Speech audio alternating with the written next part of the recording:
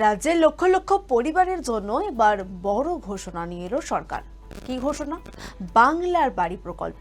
অর্থাৎ এই বাংলার বাড়ি প্রকল্পের দ্বিতীয় কিস্তির টাকা কিন্তু খুব শীঘ্রই ছাড়ার নির্দেশ দিয়েছেন মুখ্যমন্ত্রী শ্রী শুভেন্দু অধিকারী। তবে এবার শুধুমাত্র কিন্তু প্রকৃত ও যোগ্য উপভোক্তারাই এর সুবিধা পাচ্ছেন, স্পষ্ট বার্তা দিয়েছে রাজ্য সরকার। সরকারি সূত্র এই মুহূর্তে খবর, যারা ইতিমধ্যেই প্রথম কিস্তির টাকা পেয়ে গিয়েছেন, অর্থ পেয়ে গিয়েছেন, তাদের নথি ও তথ্য আবারও কিন্তু খতিয়ে দেখা হবে।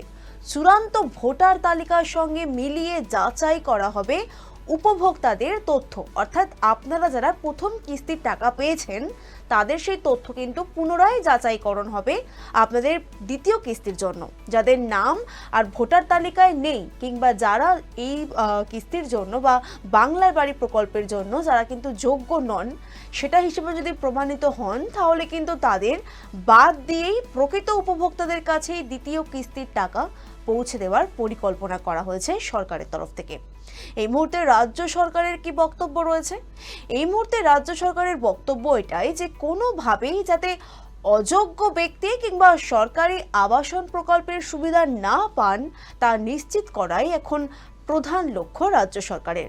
আর সেই কারণেই কিন্তু দ্বিতীয় কিস্তির টাকা ছাড়ার আগেই চলছে বিস্তৃত এক যাচাই প্রক্রিয়া।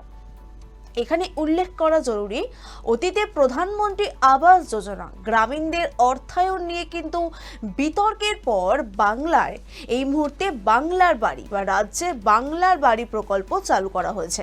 বর্তমানে এই প্রকল্পে প্রায় 20 লক্ষ উপভোক্তা প্রথম কিস্তি হিসেবে 60,000 টাকা করে পেয়েছেন।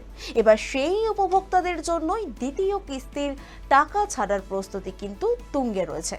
শুধু তাই নয়, মুখ্যমন্ত্রী একই সঙ্গে প্রধানমন্ত্রী আবাস যোজনা কিংবা গ্রামীণ পিএমএজি এর সমীক্ষা শুরু করার নির্দেশ দিয়েছেন। অর্থাৎ এর জন্য বা এর যে উদ্দেশ্য, সেটা নতুন করে যোগ্য পরিবারগুলিকে নিশ্চিত করা, যাতে ভবিষ্যতে কেন্দ্রীয় আবাসন প্রকল্পের সুবিধা প্রকৃত প্রাপকদের কাছেই শুধুমাত্র পৌঁছে যায়। এদিকে রাজ্য সরকারের কেন্দ্রের কাছেও আবেদন জানাতে চলেছে, যাতে বাংলার বাড়ি প্রকল্পে ভবিষ্যতে পিএমজয়ের আওতায় আনা হয়। যদি তা সম্ভব হয়, তাহলে কিন্তু এই প্রকল্পের আর্থিক বোঝা অনেকটাই কমে যাবে, কারণ ওই প্রকল্পের ব্যয়ের বড় অংশ বহন করে কিন্তু কেন্দ্র। ফলে এখন সবচেয়ে গুরুত্বপূর্ণ বিষয় কি, যারা প্রথম কিস্তি পেয়েছেন তারা যেন তাদের সমস্ত নথি সঠিক যাচাই রাখেন এবং সরকারি যাচাই প্রক্রিয়ায় সহযোগিতা করেন।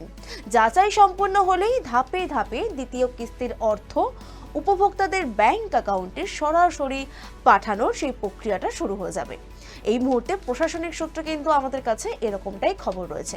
এই বিষয়ে নতুন কোনো সরকারি বিজ্ঞপ্তি হোক কিংবা তারিখ প্রকাশিত হোক, সেই আপডেট সবার আগে পেতে কিন্তু আপনাদের চোখ রাখতে হবে আরোহী নিউজ বাংলার পর্দায়।